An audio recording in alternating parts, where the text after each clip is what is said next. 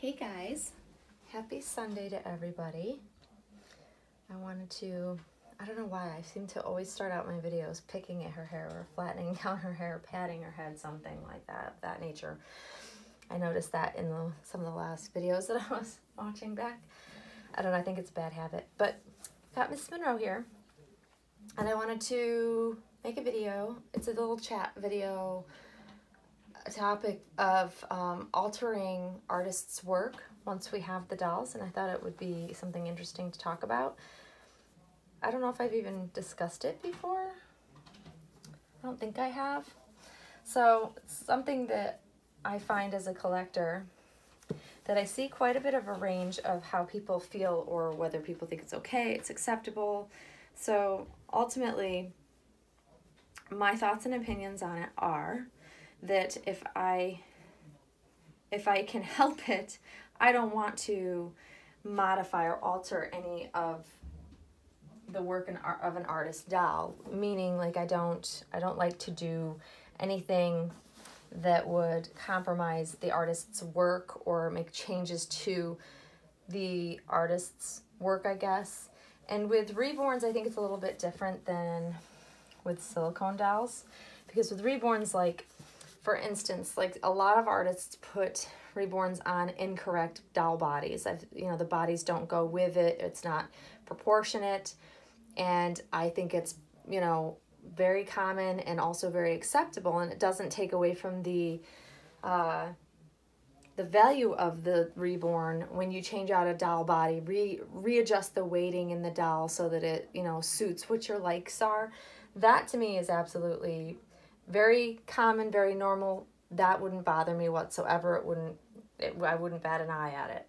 Now, for reborns, I would say altering the doll's hair depending on what it started out as. So if you take a doll that's, reborn by a very well-known artist that is known for having really great rooted hair, and then someone actually strips it and then reroots it and isn't as good, or I don't know. I guess rooting of the hair is a bigger deal to me, and I know a lot of people do it because there are a lot of artists out there that I think that have really strong abilities in certain parts of the doll making versus others. So there's a lot of great reborn artists that don't necessarily have the greatest strength in rooting hair, which is why a lot of artists do send them out to rooters so that they can have them done by somebody else that they know does a better job, which I appreciate. That sort of thing. And then there's, artists out there that do a fantastic job of rooting, and they do a so-so job of maybe bringing the doll to life with paint. So I think doll artists all have their strengths and their weaknesses. And if you're lucky, you're an artist that can do all of it. And there are definitely those artists out there that know how to paint, they know how to root, they know how to do basically everything from start to finish. But we do run into the problem with both reborn artists and silicone doll artists that I think that we like certain things about them, but then maybe we don't like something else.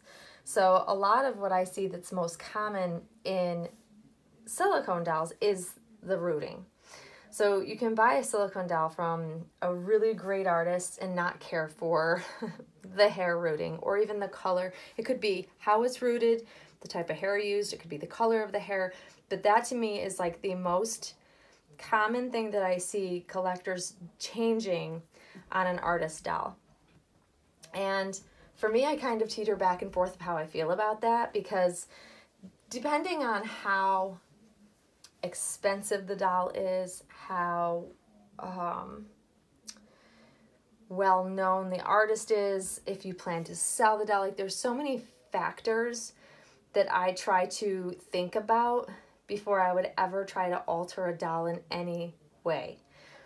That being said, I have been known to have a doll altered here and there, especially if it's like it didn't come directly from the artist, because after a doll is 2, 3, 4, or 5 years old, there's wear and tear, and if the original artist won't repair the doll or give it an updated painting, or fixing some rooting issues, if the original artist wasn't able or willing to do that, then I think that's perfectly fine to have another artist, try to attempt to bring an older doll back to life. Especially like matting is another thing. There's a lot of artists that don't want to have to remat their dolls, even if, they stand. It's not that they don't stand behind their work. It's just that matting is a really tricky thing. I've talked to multiple artists about it.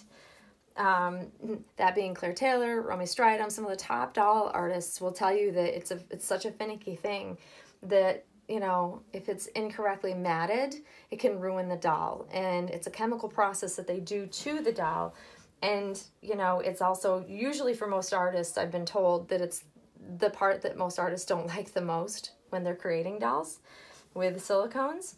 So it doesn't surprise me. It also doesn't surprise me to see a lot of dolls out there that have matting issues because it's not an easy process, and I think that some artists have it down and some don't. So it's common that that silicone dolls need to be rematted, but a lot of artists out there don't want to do it because it's painstaking and it's, doesn't always turn out right. It can ruin the doll, yada.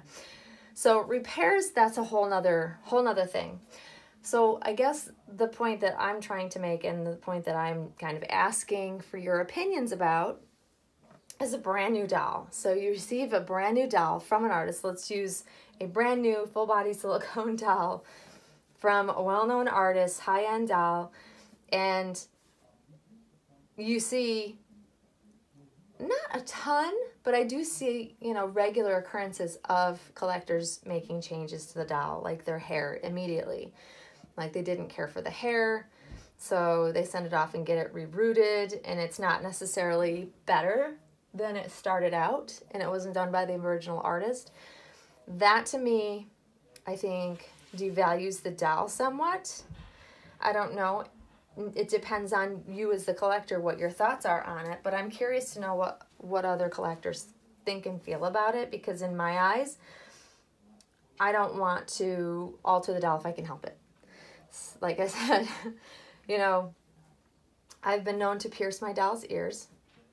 I kind of go back and forth of whether that's altering the doll, because it does put a hole in the doll's ear, so it's a hole in the silicone.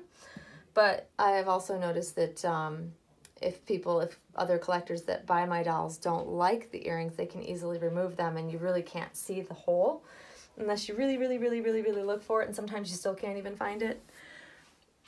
But that's, to me, that's kind of minimal, and that doesn't bother me. So if I'm looking to buy a doll from somebody that just got it from the artist, there's going to be a little bit of concern if the doll's been already rerouted and or had touch-ups and, things like that, because I know that sometimes people just get dolls and they're just not 100% how they like them or want them.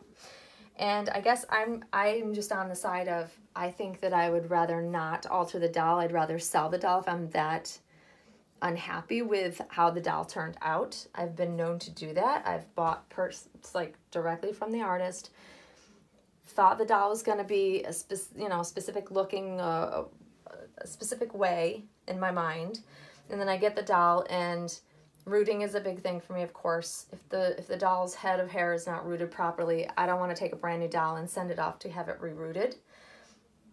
Same with eyelashes. If they're glued in and not rooted and they just don't look right or the eyes aren't right, that's also a reason why I will just sell the doll. I'm not going to have someone else fix the doll because it's a brand new doll. I'd rather just part with it and start fresh.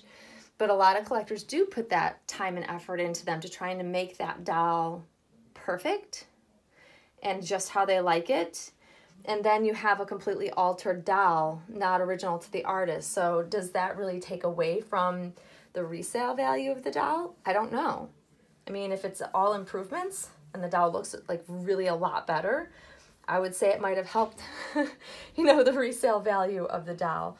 But I also know that there are a lot of collectors out there that, when they go to buy a doll and they're paying top dollar for a doll, they want to know that the doll hasn't been altered. I will flip-flop back and forth. I think ultimately it's nice to have to purchase a doll that is all original by the original artist, but I think it also depends on how much we handle the dolls and them needing, maintenance, a little touch up here and there or whatever. I think all of that plays into it. It's not like a cut and dry, answer, I guess, which is why I wanted to chat about it, because I literally do go back and forth.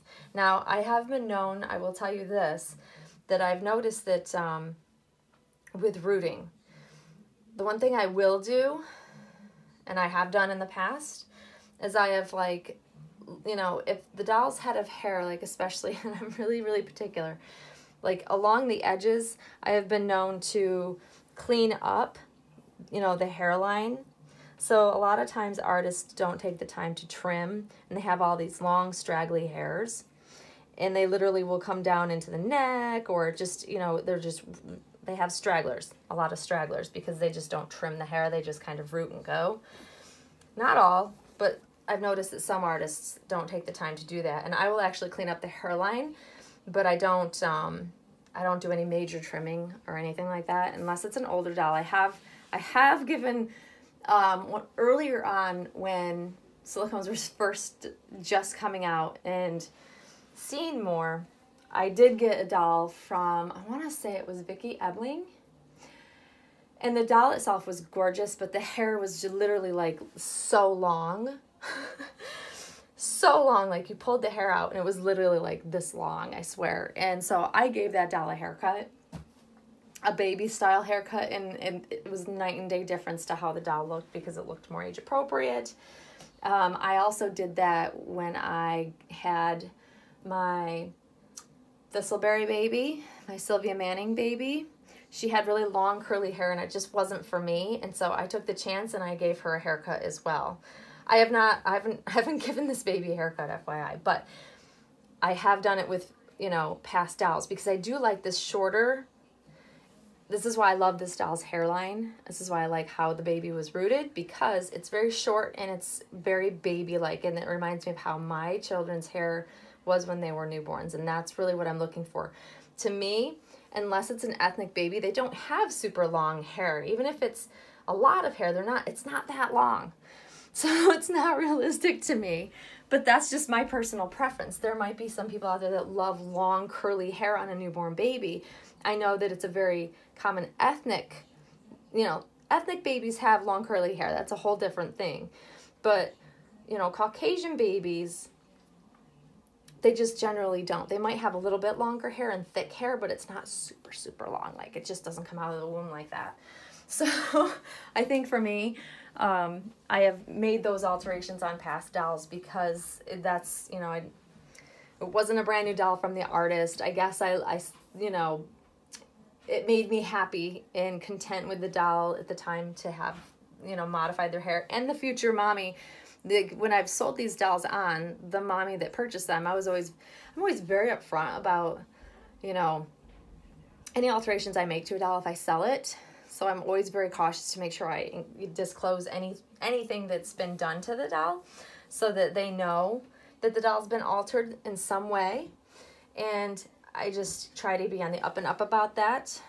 And then they have the decision of, whether they're okay with it or not, but I've never had a problem with it, because it's usually been very minor. I try not to alter the doll anyway, but I'm just curious your thoughts, guys.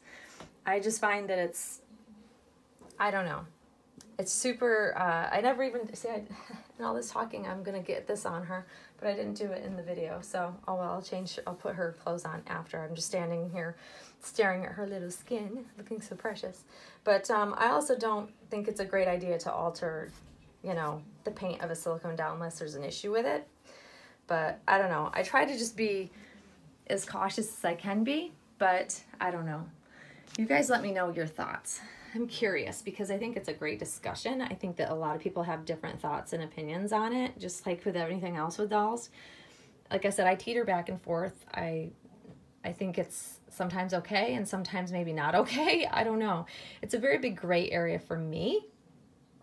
So, yeah. Feel free to comment below. I'd love to hear your thoughts and opinions on this topic. Something I don't think I've ever talked about really, but we see it in the doll world because these are, one-of-a-kind works of art. They're not perfect, and people do like to change them, so they look perfect, I think, to them. So you see it a lot. So anyways, guys, thanks for watching, and we'll see you very soon. Bye-bye.